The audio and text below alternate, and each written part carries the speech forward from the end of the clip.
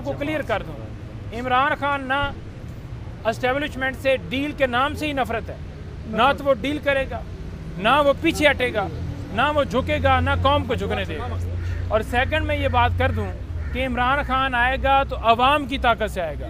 अवाम को रियलाइज़ ये करना चाहिए कि आपने वोट 8 तारीख को दे दिया है, लेकिन अब बाहर निकालने के लिए रास्ता सिर्फ और सिर्फ सड़कों पर निकलने का है। इमरान खान कभी भी डील नहीं करेगा। इमरान खान डील के नाम से नफरत है।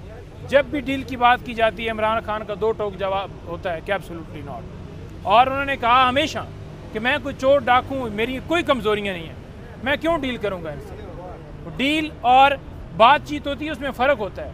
बातचीत के हवाले से खान साहब ने ज़रूर कहा था कि आप इनसे बात करें, और वो भी उन्होंने ये नहीं कहा था कि इस्टेब्लिशमेंट से हमको डील करेंगे या कोई इस्टेब्लिशमेंट से हमारी बात चल रही है या कुछ भी। ये सिर्फ एक ढोंग रचाया जा रहा है, एक गलत बयानी की जा रही है, और हर रोज़ सोशल मीडिया के ऊपर प्रोपेगेंडा है। प्रोग्रामों के अंदर बैठ के हमसे पूछते हैं जी खान साहब तो कहते थे कि इस्टेब्लिशमेंट को सियासी मामलात में मुदाखलत नहीं करनी चाहिए, तो अब खान साहब खुद ही कह रहे हैं कि जी ठीक है जी हम डील करेंगे, बात करेंगे तो उनसे करेंगे। तो ये तमाम खबरों की हम तरदीद करते हैं। ये झूठे प्रोपेगेंडे हैं, फेक प्रोपेगेंडे हैं, कोई इनका सदाकत के साथ कोई ताल्लुक नहीं है। मानका का वकील है, वो खुद तो आया नहीं, और उसने एक बी टीम भेज दी जो जाकर जज के ऊपर अदम एतमाद उन्होंने कर दिया और ये कहा कि वो केस की समाअत ना करें क्योंकि बहुत ज़्यादा उनकी हमदर्दियाँ हैं।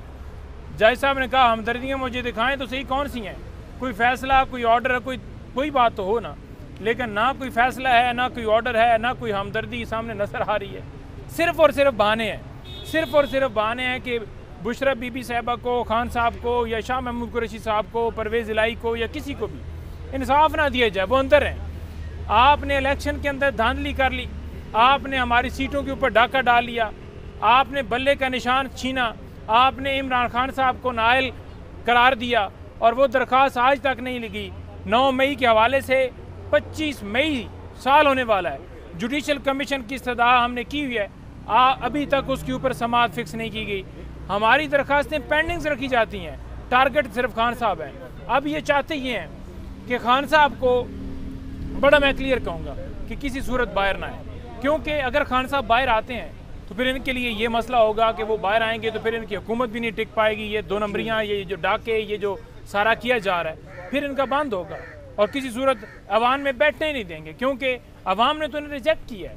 अवाम ने इन्हें रिजेक्ट किया है, उसके बावजूद डाका डाल के ये बैठे हैं, तो ये खान को नहीं रिहा करना चाहेंगे। हमारा प्लान जो है वो बड़ा क्लियर होना चाहिए। मैं तो ये आपके तवज्जुह से ये कह रहा हूँ, हमेशा ये कहता रहता हूँ कि अब टाइम है कि ये जलसे, जुलूस, रैलियों के ऊपर मैं ज़रूर कमेंट करूँगा कि रैलियाँ देखें, जब भी रैली निकाली जाती है हमारे लोगों को पहले से उठाना शुरू कर देते हैं, और हमें रैलियों की इजाज़त नहीं है।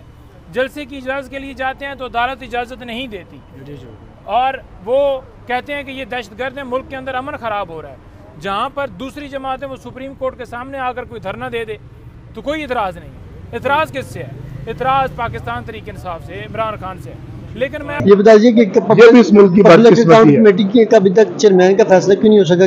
बानी चेयरमैन ने शरफजल का उस पे मुशावरत जारी है, कॉन्सेंसस हो रहा है, और मुझे उम्मीद है कि उसका भी हम बहुत जल्द मुशावरत के साथ बानी चेयरमैन साहब की हदायत और हुक्म के मुताबिक फैसला कर लेंगे। मरवत साहब इस पर नाराज हो कह रहे हैं कि बानी चेयरमैन ने मेरा नाम दिया था और ये पार्टी कहते वैसे ही कह रही कि मुशावरत। यकीनन बानी चेयरमैन साहब ने एक बार नहीं कई मरतबा नाम तो शेर अफजल साहब का, मरवत साहब का ही दिया, लेकिन अब ये कहाँ अब हम है, ये अब हम अभी होना दूर है।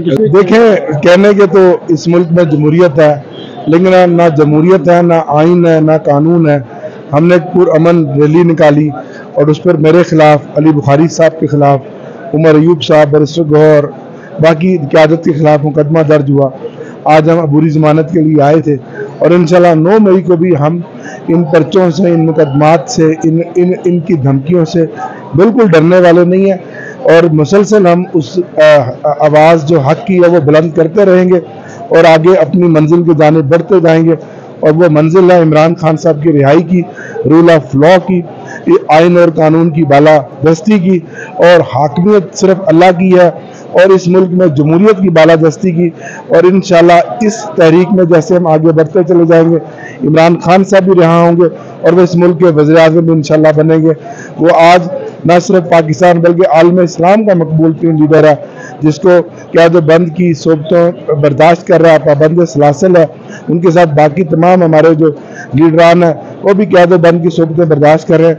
ये जुल्म की स्याह रात का इंशाल्लाह एक दिन ज़रूर खात्मा होगा, सुबह होगी और अवाम को उनकी हकीकी मंजिल तक हम जरूर पहुँचाएंगे। डॉक्टर साहब ये बता दीजिए कि कल सुप्रीम कोर्ट ऑफ पाकिस्तान में जो है मखसूस नशिस्तों के हवाले से जो शाहबाज कोर्ट का जो फैसला उसको कल अदम करार दिया गया, उसको कैसे देखें? मैं कल सुप्रीम कोर्ट के इस फैसले को खराज तहसीन पेश करता हूँ और बड़ा फैसला था और यह बिल्कुल आइन और कानून के मुताबिक था कि जो मखसूस नशिस्तें पाकिस्तान तहरीक इंसाफ या सुन्नी इत्तेहाद कौंसिल के मैंडेट के मुताबिक अवाम ने दी है, वो उसके अगेंस्ट नशिस्तें उन्हीं को मिलनी है। ये बड़ी 2+2 वाली बात है, लेकिन इलेक्शन कमीशन ने जानिबदारी की।